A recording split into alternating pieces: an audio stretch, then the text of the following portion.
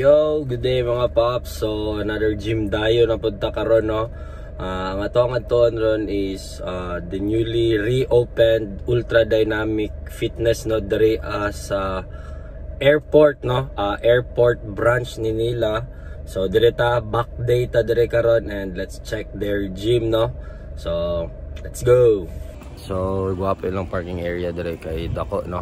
So maka-park og tarong ang mga naisakyanan. Tara. Wala pa dito sa atubangan. So tara, entrance na ta.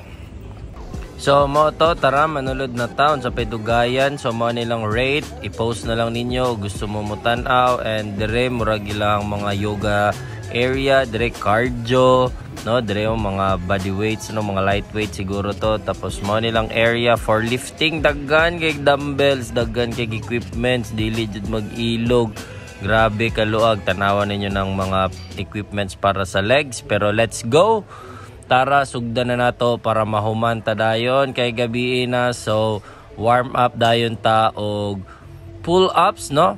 So 3 sets lang ta atong pull ups na to, and sunod na to is kaning deadlift dayon, no. Sugod sa ta sa lightweight, no, sagaan lang sa ta, and dili sa ta magpaalig-alig og diretsog bugat para dili mababay ang ato ang spinal cord. So next, add ta og gamay na weight na pod.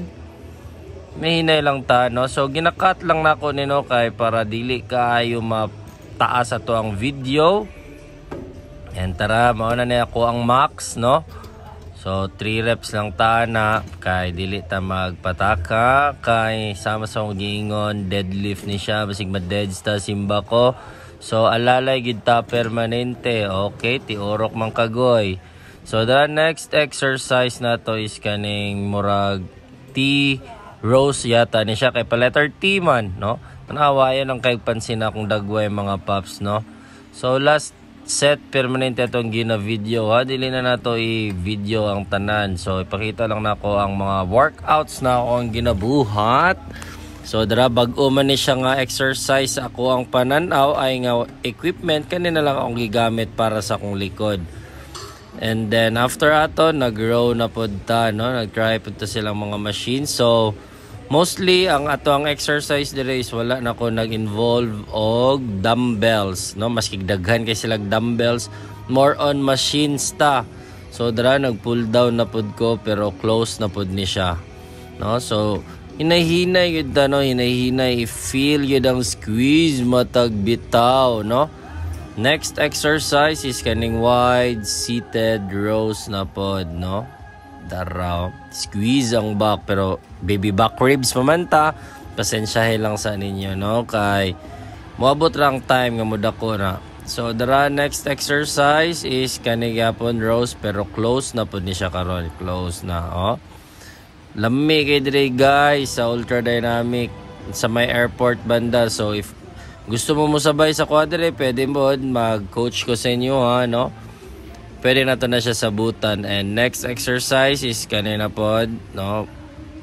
Basta para sa back na siya guys. Dili importante ang pangalan, ang importante ang workout matarong, no. Hinahinay kita dira kay para ma-feel ang lats. Op, gunit-gunit na yan na running nun. Feel mo yan bro, i-feel mo yan. So dara, mao ni siya ang ako ang last exercise bago ko mo uli. So unsa pa inyong ginapaabot mga paps, if ganahan mo personal trainer, feel free to message Coach Pogi. Ay, dara pa day, napaday isa ka last exercise ang face pull. So mo lang, if ganahan mo, chat lang, bye.